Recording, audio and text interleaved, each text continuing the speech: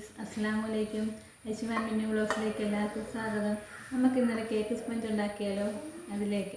അതിന് വേണ്ടിയിട്ട് നമുക്കൊരു ടിന്നെടുത്തിട്ടുണ്ട്. അതിലേക്ക് കുറച്ച് ഓയിൽ സ്പ്രെഡ് ചെയ്ത് ഒരു ബട്ടർ പേപ്പറും ഇതുപോലെ ഒരു ബട്ടർ പേപ്പറും കൂടെ ഇതിനകത്തേക്ക് വെച്ച് കൊടുക്കാം.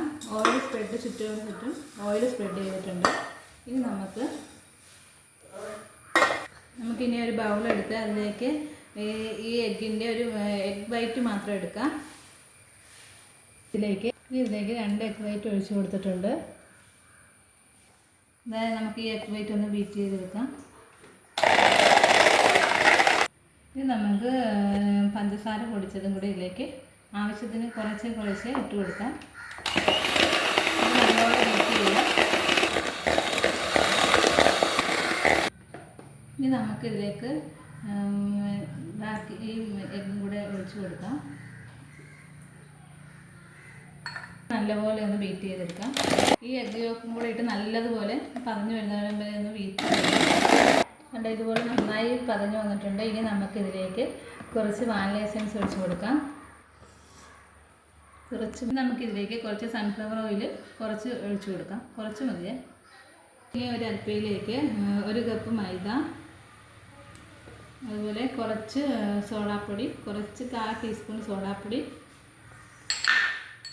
1 സ്പൂൺ ബേക്കിംഗ് പൗഡർ, ഇതൊക്കെ കൂടി ഒന്ന് നല്ലതുപോലെ ഒന്ന് അരിച്ചെടുക്കാം. നമുക്കിതൊന്ന് നല്ലതുപോലെ ഒന്ന് അരിച്ചെടുക്കാം. 2-3 പ്രാവശ്യം ഒന്ന് അരിച്ചെടുക്കാവേ.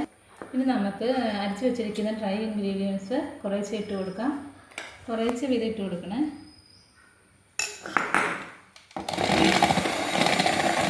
നമുക്കിതിലേക്ക് കുറച്ച് പാൽ ഒഴിച്ച് കൊടുക്കാം. കുറച്ച് മതിയേ. ഇതുപോലെ നമ്മൾ അടിച്ചെടുത്തിട്ടുണ്ട്. ഒന്ന് ജസ്റ്റ് കറക്കിയെടുത്താൽ മാത്രം മതിയേ. ഇത് ടിന്നിലേക്ക് ഒഴിച്ചു കൊടുക്കാം. ഇനി നമുക്കിത് നല്ലപോലെ ടാപ്പ് ചെയ്ത് കൊടുക്കാം. എയർ ബബിൾസ് ഒക്കെ പോകാൻ വേണ്ടിയിട്ടാണ് നല്ലപോലെ ടാപ്പ് ചെയ്ത് കൊടുക്കാം. ഇനി നമുക്കിവിടെ ഒരു ചെമ്പ് അടുപ്പത്ത് വെച്ചിട്ടുണ്ട്.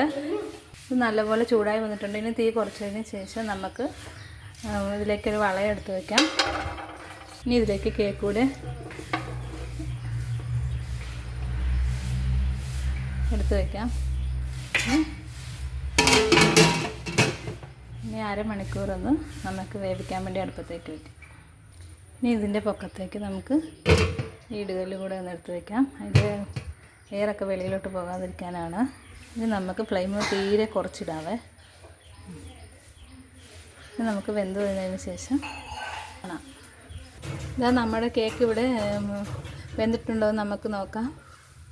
ഉണ്ട്, ഇതിനകത്ത് ഒട്ടിപ്പിടിക്കാത്തതുകൊണ്ട് നല്ലപോലെ വെന്തിട്ടുണ്ട്. ഇനി നമുക്ക് ഫ്ലെയിം ഓഫ് ചെയ്യാം.